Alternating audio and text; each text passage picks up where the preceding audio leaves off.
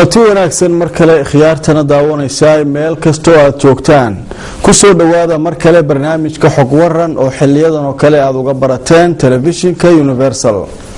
daawadayaal barnaamijkan waxaynu ku falanqaynaa arrimaha siyaasadda guud ahaan geeska Afrika gaar ahaan arrimaha dalka Soomaaliya.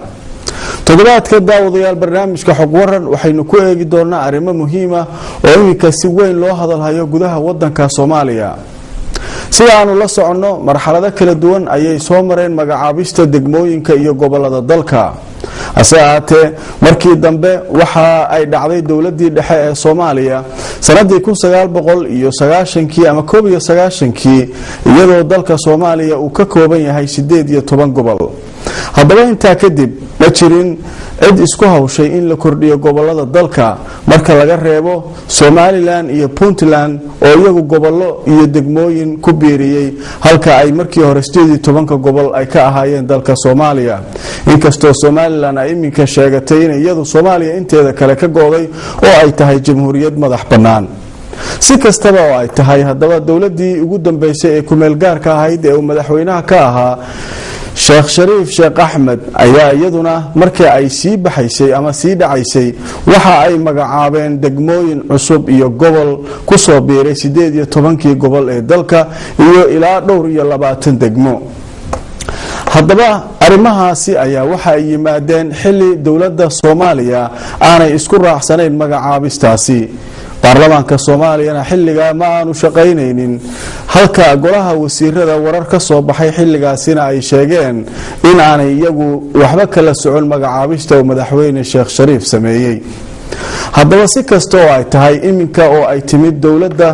Soomaaliya ee federaalka ah ayaa warar aanu ka helayno dhinaca dawladda waxa ay noo sheegayaan in ay jiraan dad badan oo ka soo jeeda degmooyinka iyo goboladii la magacaabay ama gobolkii la magacaabay oo ka dalbanaya wasaaradda arrimaha gudaha ee dawladda Soomaaliya in ay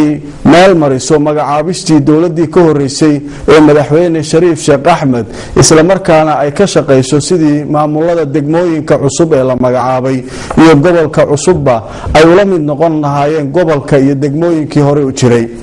haddaba arinta ayaa iminka waxay dhalisay muran xoog leh iyadoo dad badan oo Soomaaliya ay u arkaan inay tahay arinkaasi mid aan sax ahayn oo aan ku haboonayn xilliga la magacaabay degmooyinka iyo gobolka halka ay kuwa kale ama dad kale oo Soomaaliya u arkaan inay tahay arin aan waxba kaga duwanayn magacaabistii hore ee goboladii dalka 18 gobol ay dawlad hore magacaawday dawladana ay xaq u leedahay inay magacaawdo. haddaba murankaas ayaa waxa uu ka dhex jira bulshada Soomaalida. dawladda Soomaaliya iminka waxay wadaa fakar ku saabsan sidii arinka wax looga qaban lahaa inkastoo baarlamaanka Soomaaliya aanu ka hadlin arimahaasi hase ahaatee dastuurka Soomaaliya iminka u qoran uu sheegayo in gobolada dalka ay yihiin 18 haddii wax laga bedelayana baarlamaanka dalka ay u taalo arinta in wax laga bedelo. haddaba arrimaha ayaynu si weyn barnaamijka ugu la fakuri doonaa aan ku falanqayn doonaa. waxaa barnaamijka igala qayb qaadanaya Cabdicasiis Cali Ibrahim Xildhibaan oo isagu ah qoraa Soomaaliyeed oo isagu wax ka qora taariikhda iyo dhaqanka iyo suugaanta Soomaalida dhowr iyo 10 buugna qoray qaarkoodna laga dhigo qaar ka mid ah jaamacadaha ku yaala gudaha dalka Soomaaliya. waa aqoonyahan aad isagu wax uga qora arrimaha taariikhda iyo siyaasadda Soomaalidana si weyn ula socda. waxaa soo kale barnaamijka igala qayb qaadanaya Dr. Maxamed Deeq Cabdi Cumar oo isagu wax ka dhiga jaamacadda London Metropolitan University oo ku taala magaalada tan London waana aqoonyahan Soomaaliyeed oo isaguna si weyn ula socda xaaladaha isbedelaya dalka Soomaaliya kuna sugan magaalada tan London. aad bay u mahadsan yihiin aqoonyahanka sida wanaagsan ay nooga aqbaleen martiqaadka inay nagala qayb qaataan barnaamijkeenan xog waran. ugu horeyn waxaan siinayaa Cabdicasiis Xildhibaan oo isagu ah qoraa Soomaaliyeed. murankan ayaa taagan oo ku saabsan magacaabista degmooyinka cusub iyo gobolka uu magacaabay madaxweyne Shariif intii aanu xilka wareejin oo doorashadii looga adkaan. adigu sidee u aragtaa arrimahaas way kula saxan yihiin mise way kula qaldan yihiin? bismillaahir rahmaanir rahiim. Cabdulqaadir Cashir Nadaara aad iyo aad ayaan runtii ugu faraxsanahay mar kale inaan kaala qayb galo doodaha dhinaca siyaasadda ee barnaamijka xog waran. TV-ga Universal alaaba uu bulshada Soomaalida u soo gudbiyo. Waxaan jeclaan lahaa inaad uga ogolaato marka hore halkan salaan kalgacaltooyo uga jeediyo guud ahaan qaybaha bulshada Soomaalida, gaar ahaan kuwa deegaanada ay ku dhaqan yihiin ay dagaalada ka socdaan lagaga soo horjeedo kooxaha nabadiidka ah ee ka jira Soomaaliya. Sidoo kale waxaan jeclaan lahaa inaan hambalyo iyo mahad ballaaran u jeediyo guud ahaan hogaamiyayaasha ama taliyayaasha ciidamada qalabka sida ee Soomaaliya dagaalka geesinimada leh ee ay kala soo horjeedaan sidii Jamhuuriyadda Soomaaliya dib midabada loogu taagi lahaa. doodan ku saabsan magacaabida gobol ka mid ah gobolada dowladii madaxweynihii hore ee dowladii ku meel gaarka ah Sheekh Shariif Sheekh Axmed iyo degmooyin ay magacawday. waxaan anigu aaminsanahay qof ahaan waxaa roon marka hore inaan dib ugu noqono hanaankii goboladii Jamhuuriyadda Soomaaliya 1960kii 1969kii ilaa 1991kii ay loo abuuray ama loo sameeyay. wixii ka dambeeyay waxaa jira muxuu ahaa dowladii dhexe ee Soomaaliya ay dhaxda ka baxday maamulka Somaliland oo isagu dood ka duwanta Soomaalida dhexdeeda qaba ah in Soomaaliya inteeda kala ka go'een iyo Puntland oo iyaguna dhowr gobol oo kala sameeyay. koonfurta Soomaaliya marka laga hadlaayo waxaan ka soo bilaabaynaa gobolka Mudug magaalada madaxdiisa Gaalkacyo wixii halkan ka soo jira ilaa lagu tago Jubbada Sare degmo iyo gobol lagu kordhiyay ma jirin. marka ay dood dhalatana waxaa jira oo aan jecelahay inaan idin xusuusiyo intii aan lagaga adkaan doorashooyinkii ka dhacay Soomaaliya madaxweynihii hore ee dowladii ku meel gaarka ahaa ee Soomaaliya Sheekh Shariif Sheekh Axmed waxaa la saaray oo meesha ka baxay ama la laalay ahdigii ku meel gaarka ahaa kadib heshiiskii magaalada Kampala ay ku gaareen saxayaashii shirarkii dib u heshiisiinta ee Soomaaliya ee lagu unkay dowladda hadda jirtay ee madaxweyne Xasan Sheekh Maxamuud. waxaa jira marka wax la dhaho una force delege oo sharci noqonaya madaxweynuhu waxa xaq loo siiyay in uu wax kasta dekreeto ku soo saaro baarlamaan la marinaya ma jirin. walow aan anigu maqlay doodo ka hor imaanaya arintaas iyada ah laakiin cidii sharci u helaysa waxa fiicnaan lahayd inay la timaado waxa ay ku diideyso wixii madaxweynaha laga dhaxlay madaxweynihii hore ee dowladii ku meel gaarka ah inay tahay arin sax oo lamid ah magacaabistii hore ee madaxdii hore ee dowladda ay hore u magacaabeen 18 gobolka oo kale inay la mid tahay absolutamente sidaas ay la mid tahay dowladii madaxweyne Sheekh Shariif Sheekh Axmed sabab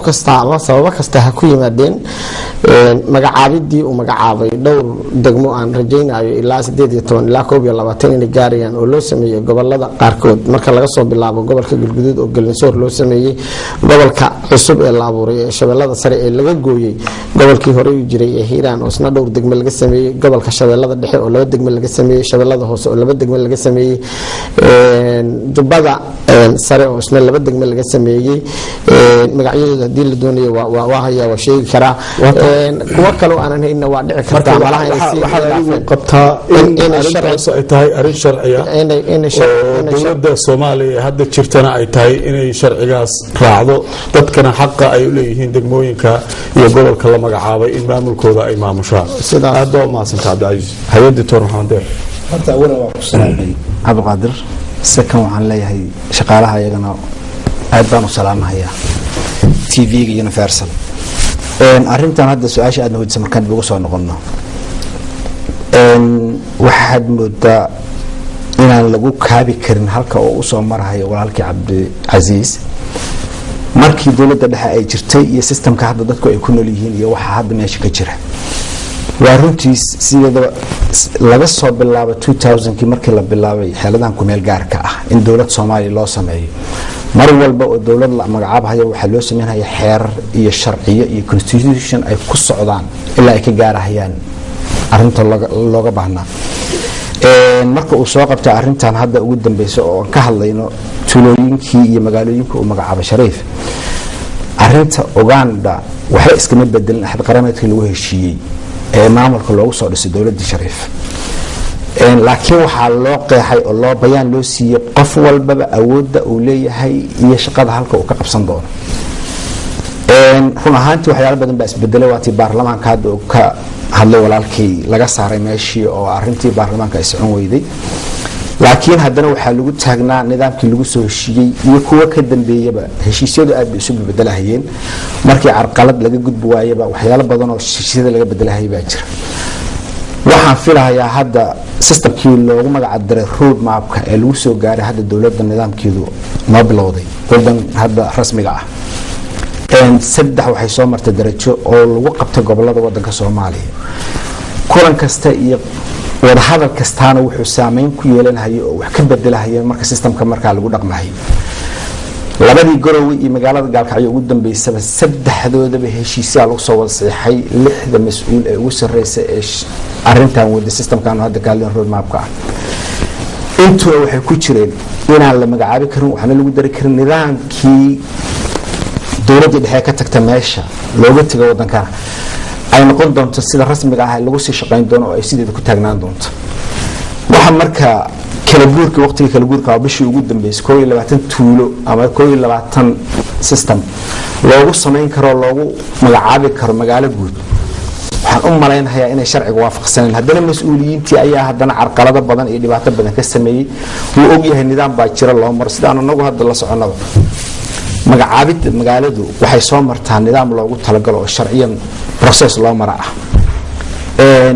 systemka loogu marana waxaa muhiim ugu ah in hay'adda fulinta horta bilowdo oo ay ka soo shaqeyso magaaladana waxa ay qabto iyo waxa ay qaban karto.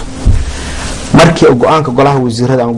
golaha fulinta uu soo gaaro ayuu wuxuu soo gudbin jiray baarlamaanka ayaa arrinta ku ansixinaya oo u gudbinaya madaxweynaha marka